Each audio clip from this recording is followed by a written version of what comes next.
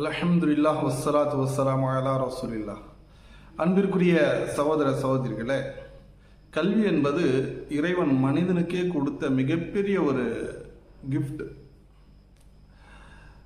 அல்லாஹ் குர்ஆன்ல சொல்லி காண்பிக்கின்றான், அல்லமல் இன்சான மாலம் ஞாலம், மனிதன் அறியாதவற்றையெல்லாம் நாம் கற்றுக் கொடுத்தோம் என்று சொல்லி காண்பிக்கின்றான். எப்படி கற்றுக் கொடுத்தான்? அல்லம பில் கலம், எழுதுகோலை கொண்டு கற்றுக் கொடுத்தான். இந்த ஆற்றல் எந்த ஒரு உயிரினத்துக்கும் அல்லாஹ் கொடுக்கவில்லை. அல்லாஹ் குர்ஆன்ல சொல்றான், அல்லம ஆதம் அல் அஸ்மா குல்லஹா, இந்த உலகத்துள்ள எல்லா வஸ்துக்களின் பெயர்களை நாம் ஆதமுக்கு கற்றுக் கொடுத்தேன் என்று சொல்லி காண்பிக்கின்றான்.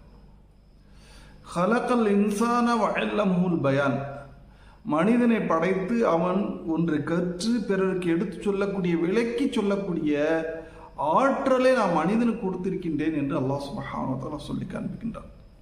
எவ்வளோ பெரிய ஒரு சிறப்பு மனுஷன் பாருங்க. ஆகவேதான் மனுஷனை பற்றி அல்லாஹ் குர்ஆன்ல சொல்லும்போது சொல்றான், லகத் ஹலகனல் இன்சான ஃபீ அஹ்ஸனி தக்வீம், மனுஷனை நான் அழகான வடிவில் படைச்சிருக்கேன் அப்படின்னு சொல்லி காமிக்கிறான்.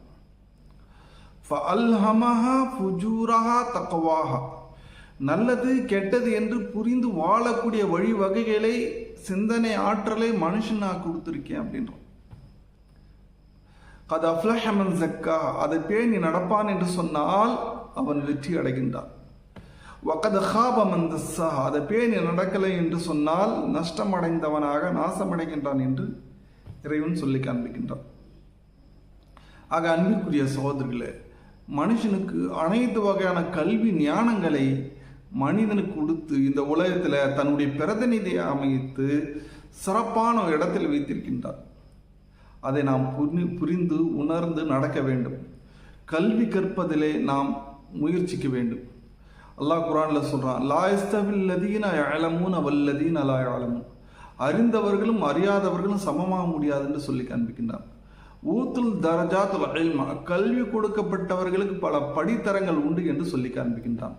ஆம், படிப்போமாக, இறைவன் கொடுக்கக்கூடிய அந்த அந்தஸ்தை உயர்வை பெறுவோமாக. வல்ல இறைவன் நம் அனைவர்களுக்கும் நல்ல புரிவானாக. அஸ்ஸலாமு அலைக்கும்.